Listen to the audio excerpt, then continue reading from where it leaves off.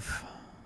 All right, Crystal, what's on your radar? Well, folks, not sure what happened here this past week, but I am sorely disappointed. I mean, I have been promised a fascist authoritarian coup directed by Vladimir Putin himself for 4 years now, and I'm getting a little impatient waiting to see how it all goes down. In fact, I was told this election wouldn't even happen because Trump would cancel it, or at least postpone it indefinitely. I was told an elaborate plot was being hatched with scary words like disinformation and misinformation and deep fakes to rob poor innocent Joe Biden of his rightful victory. I was informed in no uncertain terms that Attorney General Bill Barr had masterminded a devious plot to confiscate ballot boxes, or that Trump would force the FDA to inject all Democrats with toxic hydroxychloroquine, or something. You know, one of the greatest lies of the Trump era was that this dude was remotely up to the task of being some Hitlerian figure. Now here we stand with every network, including Fox News, having called the race for Biden. And how has our orange Mussolini reacted? By doing what he always does, saying a bunch of ridiculous crap, sending out a bunch of stupid tweets, and not a whole heck of a lot else. It turns out that Matt Taibbi was exactly right when he wrote this. The words we see slapped on Trump most often, like fascist and authoritarian, nowhere near describe what he really is, and I don't mean that as a compliment. It's been proven across 4 years that Trump lacks the attention span or ambition required to implement a truly dictatorial regime. He might not have a moral problem with the idea that 2 minutes into the plan, he'd leave the room, phone in hand, to throw on a robe and watch himself on Fox and Friends over a cheeseburger. There's no constitutional crisis coming with dueling sets of electors, let alone some military-backed coup in which Trump attempts to stay in the White House beyond his term. Are you going to try to get PF Young for the focus group?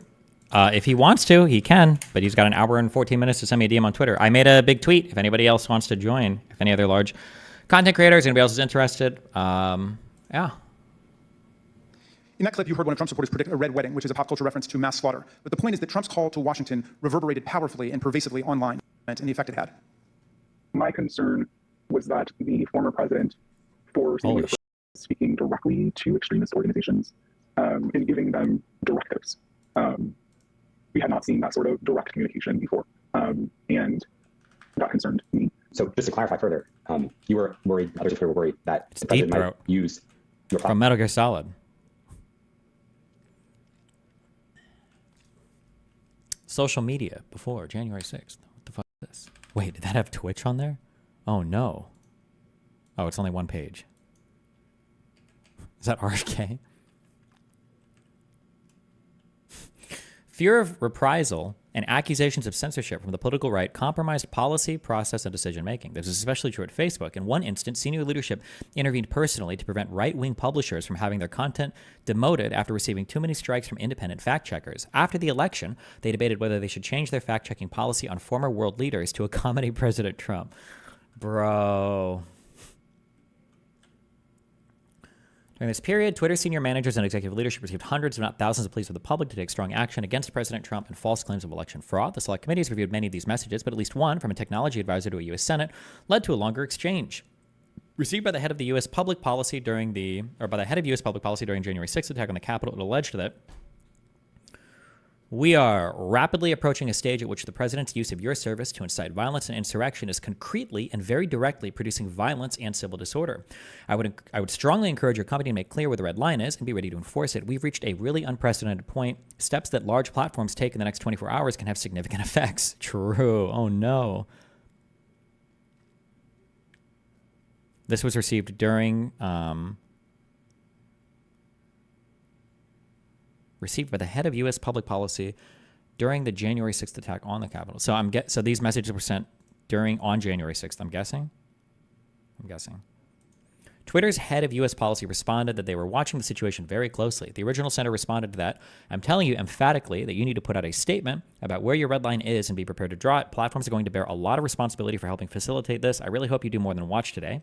There are reports of shots being fired by these militia groups. You're continuing to allow right-wing voices to stoke this violence. Is not okay. In the exchange that followed, the original sender also wrote that it is amazing to me that people like Ron Watkins still have Twitter accounts. When Twitter's U.S. policy lead responded, who is Ron Watkins, they replied, for real? He and his dad run 8chan/8kun. They are widely believed to have taken over the QAnon conspiracy a few years ago. You should also check out Name Redacted by Twitter's counsel. She's the QAnon brain-poisoned woman who was shot today for storming the Capitol. Active Twitter user, where she consumed an enormous amount of QAnon content, but also, particularly recently, Lynn Wood content, calling for Rod Rosenstein and Democrats to be extrajudicially arrested and tried for treason. We read those tweets. I remember that was Ashley Babbitt's Twitter. Yeah. Jesus. Her Twitter was crazy. She was cranially cooked. Trump's Twitter account was given preferential treatment, not even given to other world leaders. Oh no.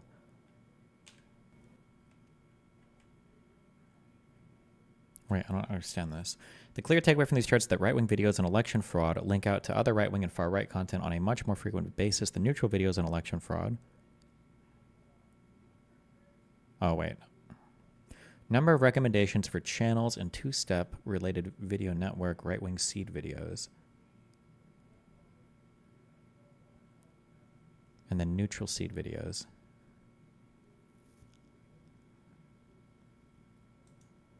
Okay. I mean, that kind of makes sense, right? But I understand the issues. Right-wing channels are probably going to link more to right-wing channels, but if it's like conspiracy shit, it's probably not going to feel...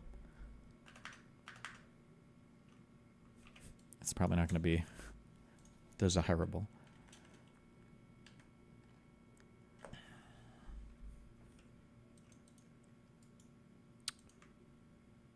What is there a better way to view this chart?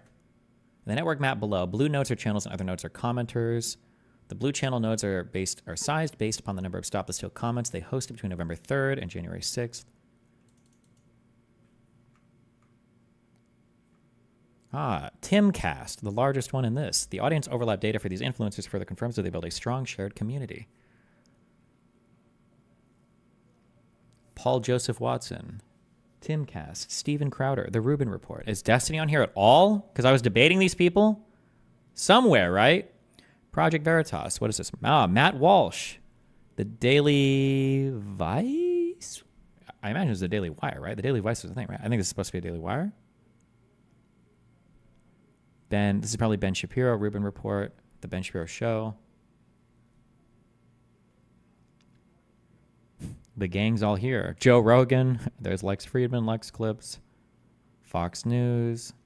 Russell Brand. Charlie Kirk. The gang's all here. True. Twitch. The live streaming app Twitch was also caught off guard by users who were promoting violence on their streams. However, it does not appear that Twitch issued many enforcement actions as a result of the attack on the Capitol. Only 11 users were disciplined for showing inappropriate content. Twitch confirmed that it did not see significant spying activity on J6 itself. The most of the enforcement actions related entailed users posting violent cable news footage or some isolated instance where the violence was glorified. A briefing with the committee, Twitch General Counsel Steve Bain said that the decision to strike President Trump's channel was due to the ongoing risk that there'd be insightful content on that channel, but was not based on any content posted on Twitch, nor on any non-public knowledge of his behavior. Hassan was the main broadcaster to blame for all of the extremist rhetoric. What? No, I'm just kidding. That would be based, though. I don't get brought up at all in this. Guys. Oh, I guess they don't name anybody. Okay, whatever. Wait, did they say any? Oh, Rogan got up there.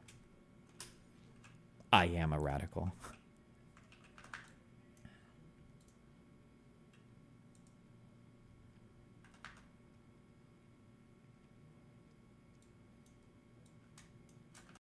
I appreciate that, Destiny. All right, bye. Remember to hit that like and subscribe, and don't forget the notification bell so that my videos show up right in your feed.